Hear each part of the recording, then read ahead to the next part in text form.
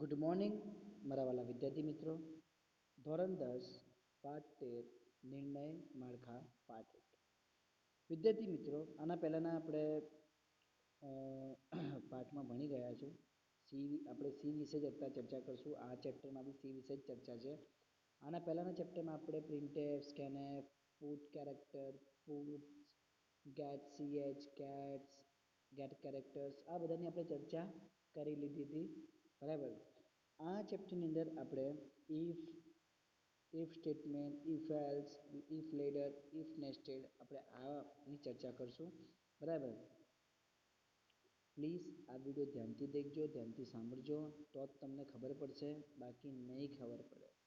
બરાબર. પ્રોગ્રામ કઈ રીતે ક્યાં જાય છે, કઈ રીતે પ્રોગ્રામ આગળ વધે છે એમાં બી ખબર નહીં પડે. એટલે ધ્યાનથી સાંભળજો ને ધ્યાનથી દેખજો પ્રોગ્રામ, તો જ ખબર પડશે, બાકી ખબર જ નહીં પડે. Okay. Now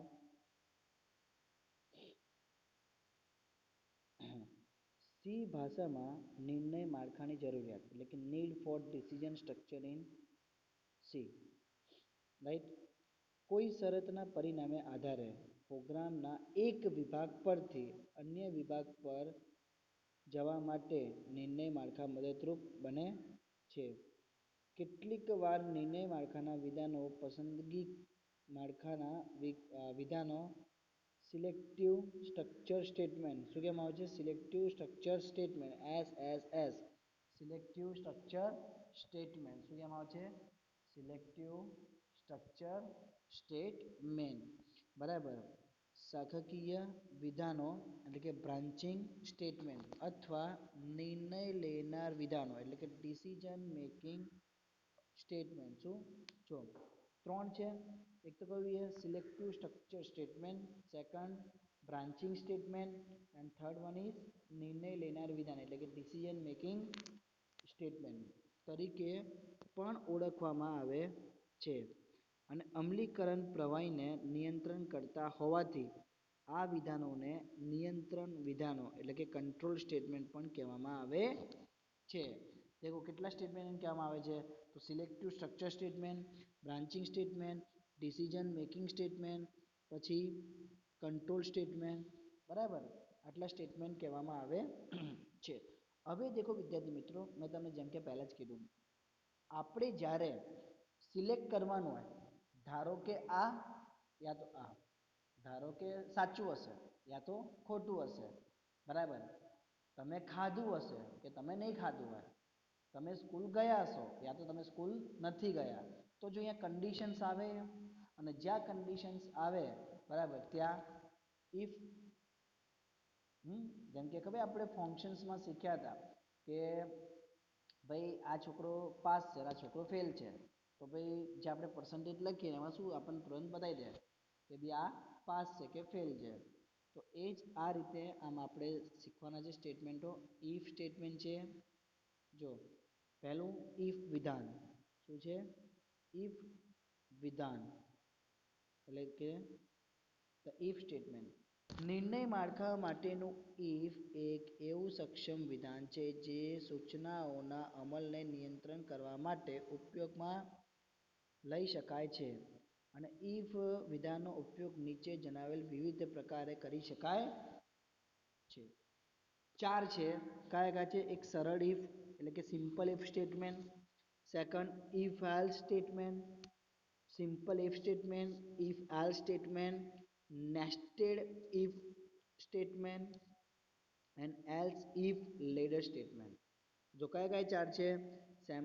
simple if statement, if else statement, nested if statement and else if ladder statement. બરાબર. આ ચાર છે. આજે આપણે આ બંને કરવાના છે. સરળ ઇફ વિધાન કરવાનું છે આજે આપણે, અને ઇફ એલ્સ આપણે વિધાન એટલે કે આ બંને આજે આપણે કરશું. તો ચલો કોની સાથે? મિતેશ સર સાથે. દેખો પહેલો પ્રોગ્રામ સરળ વિધાન શું છે? સરળ વિધાન એટલે કે સિમ્પલ ઇફ સ્ટેટમેન્ટ. નિર્ણય માળખાનું સરળ સ્વરૂપ ઇફ વિધાન છે. નિર્ણય લેવા માટે તથા પ્રોગ્રામના અમલીકરણનો પ્રવાહ બદલવા માટે આ વિધાન વારંવાર ઉપયોગમાં આપણે કરવામાં આવે છે. બરાબર. જો આપણે શું કરવામાં આવે છે, વારંવાર એને કરવામાં આવે છે.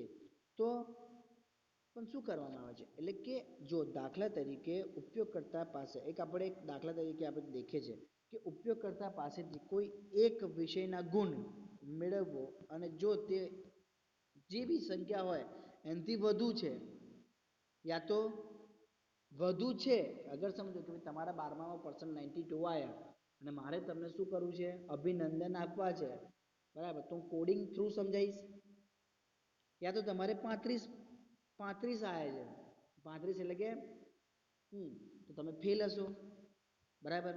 એટલે આ રીતે મારે તમને મેસેજ પાસ ઓન કરવો છે.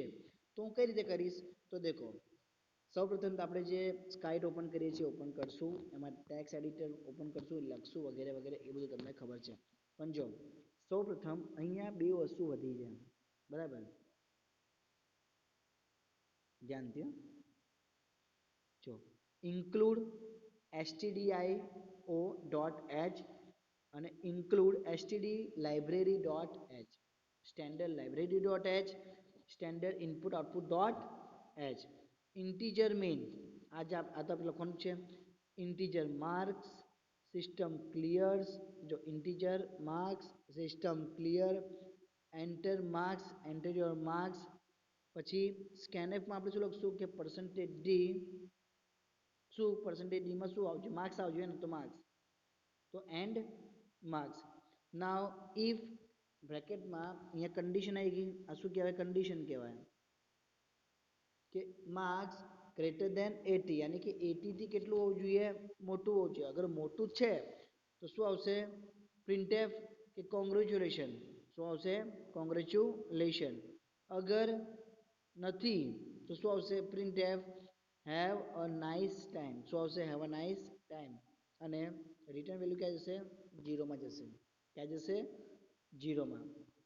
પર્ટિક્યુલર સમજો, જો પહેલાં stdio ડોટ એચ આવશે, stdlib ડોટ એચ આવશે, પછી ઇન્ટીજર મેઇન આવશે, બ્રેકેટમાં આવશે ઇન્ટીજર માર્ક્સ આવશે, પછી માર્ક્સ પછી સિસ્ટમ બ્રેકેટમાં શું આવશે, ક્લિયર આવશે, એટલે કે સિસ્ટમને ક્લિયર કરે છે.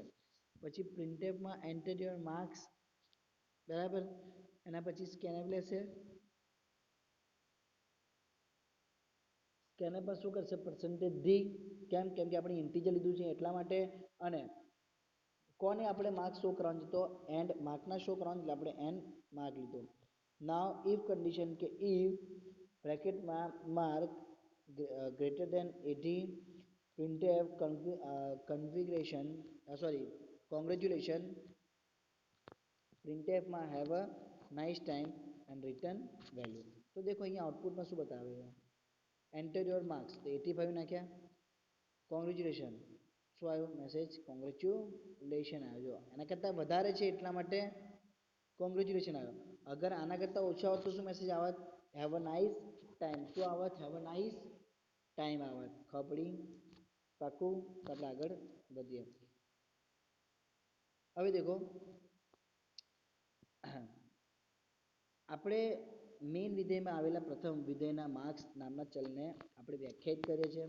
બીજું વિધાન સ્ક્રીન પરથી લખાણને આપણે શું કરીએ છીએ, દૂર કરીએ છીએ. પ્રિન્ટએફ વિધાનનો ઉપયોગકર્તાને સંદેશ દર્શાવવા માટે આપણે કરેલો હોય છે, આ વસ્તુ મેં તમને સમજાવી હતી. સ્કેનએફનો ઉપયોગ આપણે કેમ કરીએ છીએ, તો સ્કેનએફનો વિધાનના ઉપયોગ દ્વારા ઉપયોગકર્તા પાસેથી કિંમત મેળવી તેનો માર્ક્સ નામના ચલ સંગ્રહ કરેલ છે. અને જો ટેસ્ટ એક્સપ્રેશનમાં માર્ક્સ ગ્રેટર દેન 80 નું પરિણામ ટ્રુ, એટલે કે ત્યાં ટ્રુ હોય છે ઇફ કન્ડિશનમાં, તો એ નીચે નહીં આવે, તો તે સાચું શું બતાવી દેશે, આપણને કોંગ્રેચ્યુલેશન બતાવી દેશે. પણ નહીં હોય તો શું આવશે, નીચે આવશે, બરાબર. અને પછી શું બતાવશે, આપણને હેવ અ નાઇસ ટાઈમ બતાવશે, શું બતાવશે, હેવ અ નાઇસ ટાઈમ બતાવશે. તો જો અહીંયા એક નાનકડી આમથી સરળ ઇફની વિધાનની વાક્ય રચના આપેલી છે. ઓકે, એક સિન્ટેક્સ છે અને આ સિન્ટેક્સ પરથી જ તમારે કામ કરવું પડશે. જો ઇફ કન્ડિશનની અંદર શું આવશે, ટેક્સ્ટ એક્સપ્રેશન આવશે, શું આવશે, ટેક્સ્ટ એક્સપ્રેશન. અને આ જે કન્ટેન્ટ તમારો છે શેનો છે, બોડી કન્ટેન્ટ છે, શેનો કન્ટેન્ટ છે, બોડી કન્ટેન્ટ છે, બરાબર. અહીંયા તમે કન્ડિશન લખશો, ટેસ્ટ એક્સપ્રેશન લખો યા કન્ડિશન લખો, ડઝન્ટ મેટર, બરાબર. ઇફની બ્રેકેટમાં શું લખશો તમે? કન્ડિશન લખશો. કન્ડિશન લખ્યા બાદ અહીંયા વચ્ચે શું કરશો? તો હા, બોડીમાં આપણે, બરાબર ને, બોડીમાં આપણે શું લખશું? સ્ટેટમેન્ટ લખશું, કોઈ બી જે આપણે પ્રિન્ટ કરાવવાનું છે. બસ આ રીતે. હવે આના પરથી શું છે? એક ડાયાગ્રામ આપ્યો છે, જો એન્ટ્રી. એન્ટ્રી પરથી ક્યાં ગયું છે? ટેસ્ટ એક્સપ્રેશનમાં ગયું. હવે ટેસ્ટ એક્સપ્રેશનમાં બે વેલ્યુ છે, યા તો એ ટ્રુ થશે યા તો ફોલ્સ થશે. શું થશે? યા તો ટ્રુ થઈને સીધું આપણને સ્ટેટમેન્ટ બતાવશે, યા તો ફોલ્સ થઈને આપણને ઇફ એક્સપ્રેશન બતાવશે અને પછી લાસ્ટમાં એક્ઝિટ થશે. જો પહેલાં એન્ટ્રી કરે છે, પછી ઇફ કન્ડિશનમાં જાય છે. અગર ટ્રુ હશે વેલ્યુ તો આપણને એવો વેલ્યુ બતાવશે. અગર ટ્રુ નહીં હોય તો આપણને ક્યાં લઈ જશે? સીધા બાર, એક્ઝિટ. ખબર પડી આમાં? પાકું ખબર પડી વિદ્યાર્થી મિત્રો આમાં તમને? તો આપણે શેની વાત કરી? સરળ ઇફ ફ્લો ચાર્ટની વાત કરી. અને સરળ ફ્લો આપણે સરળ ઇફની આપણે પ્રોગ્રામ બી દેખી લીધો અને એનું આ બી કરી લીધું, બરાબર. એનો ફ્લો ચાર્ટ બી દેખી લીધો આપણે, એનો સિન્ટેક્સ બી આપણે દેખી લીધું. હવે વિદ્યાર્થી મિત્રો આ સરળ ઇફની વાત થઈ. હવે આપણે શેની વાત કરશું? ઇફ એલ્સ વિધાનની વાત કરશું. શેની વાત કરશું આપણે? ઇફ એલ્સ વિધાનની. તો જો ઇફ એલ્સ યાની કે ઇફ એલ્સ સ્ટેટમેન્ટ. હવે ઇફ એલ્સ સ્ટેટમેન્ટ ક્યારે આવે? તો સરળ ઇફ વિધાનમાં માત્ર એક જ રેસ્ટમેન્ટ બ્લોક હોય છે. જો ટેસ્ટ એક્સપ્રેશનમાં સાચું હોય તો જ તેનો અમલ કરવામાં આવે છે. અગર ખોટું હોય તો ક્યાં આવે? સીધું નીચે કરવામાં આવે છે. તો એક્સપ્રેશનનો જવાબ ફોલ્સ આવે ત્યારે જો કઈ ક્રિયા અમલમાં મૂકવી હોય છે. ઉદાહરણ તરીકે જો વિદ્યાર્થી ગુણ 40થી વધુ હોય તો આપણે સ્ટુડન્ટ પાસ સંદેશો દર્શાવીએ, બટ 40થી નીચે હોય તો ફેલ, તો સ્ટુડન્ટ ફેલ દર્શાવવા માટે જોઈએ છે. અને આ કિસ્સામાં ઇફ એલ્સ માળખું ઉપયોગી બને છે. કયું માળખું ઉપયોગી બને છે? તો ઇફ એલ્સ વાળું માળખું આમાં ઉપયોગી બને છે. નાવ આમાં બી તમારે એ જ લેવું પડશે, એસટીડી એટલે કે standard IO dot H, STD library dot H, બરાબર. હવે જો વિદ્યાર્થી મિત્રો ઇન્ટીજર મેઇન આપણે લેવાનું છે.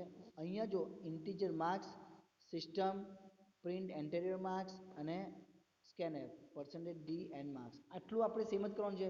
જે આપણે પહેલી પ્રોગ્રામમાં કર્યું એ આપણે અહીં બીજા પ્રોગ્રામમાં આટલું આપણે લખવાનું. હવે શું? તો જો ઇફમાં આપણે કન્ડિશન નાખી કે માર્ક ગ્રેટર દેન 14, યાની કે 14 થી વધારે, સમજી? 14 થી વધારે. નાવ એને પછી પ્રિન્ટ કરીશું આપણે, તો print F congratulation you are passed. શું આવશે? અગર અહીંયાથી ટ્રુ વેલ્યુ એને મળી ગઈ તો મેસેજ આપણને કોંગ્રેચ્યુલેશનનો શો કરશે. અગર એને અહીંયાથી ટ્રુ વેલ્યુ નહીં મળી એને તો ક્યાં જશે? અહીંયા જશે. અહીંયા શું મેસેજ પાસ થશે? કે better luck next time you are fail. શું ખબર પડી? કે ભાઈ જ્યારે આપણે કન્ડિશન લખી, કન્ડિશન નીચે શું આવશે? આપણે એને પ્રિન્ટ કરાવીશું તો શું પ્રિન્ટ કરાવીશું? તો કોંગ્રેચ્યુલેશન યુ આર પાસ. અગર ફેલ હશે તો એલ્સની નીચે શું આવશે? ફેલ આવશે કે નેક્સ્ટ ટાઈમ. તો અહીંયા ટ્રુની વેલ્યુ આવશે, અહીંયા ફોલ્સની વેલ્યુ આવશે. ખબર પડી? પાકું? હવે દેખો આ એનો આન્સર કે એન્ટર યોર માર્ક્સ. કેટલા એને એન્ટર કર્યા? 80 કર્યા એન્ટર એને. તો શું આવ્યું? કોંગ્રેચ્યુલેશન યુ આર પાસ આવ્યું. અને અહીંયા કેટલા કર્યા એને?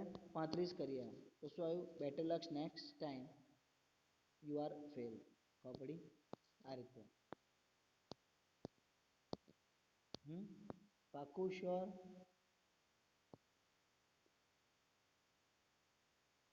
આગળ વધીએ ને આપણે? ઓકે. હવે જો આપણે હવે એની સિન્ટેક્સ આપણે દેખીએ, બરાબર. તો સિન્ટેક્સમાં ઇફ એલ્સ, અહીંયા કન્ડિશન આવશે, અહીંયા કીવર્ડ આવશે, આની વચ્ચે શું આવશે? બોડી સ્ટેટમેન્ટ, બરાબર. અહીંયા ટ્રુ સ્ટેટમેન્ટ બ્લોક આવશે, અહીંયા ફોર સ્ટેટમેન્ટ બ્લોક આવશે. જો તમારે કંઈ નહીં કરવાનું, આમ કરવાનું, એલ બ્રેકેટમાં ઇઝ પછી curly bracket, sorry, curly bracket close, પછી else curly bracket open curly bracket close. આ રીતે તમારે લખવું પડશે. આ એનું શું છે સિન્ટેક્સ છે, અને સિન્ટેક્સ વિના પ્રોગ્રામ થાય જ નહીં. બરાબર, જેમ કે આપણે ફોર્મ્યુલા હોય છે ને એ ટાઈપ. હવે જો અહીં ટેસ્ટ એક્સપ્રેશન એ સી ભાષાની કોઈ પણ યોગ્ય પદાવલી છે. જ્યારે ટેસ્ટ એક્સપ્રેશનનો જવાબ ટ્રુ મળશે ત્યારે નિયંત્રણનો પ્રવાહનો ટ્રુ સ્ટેટમેન્ટ બ્લોક તરફ જશે. આથી વિપરીત જો ટેસ્ટ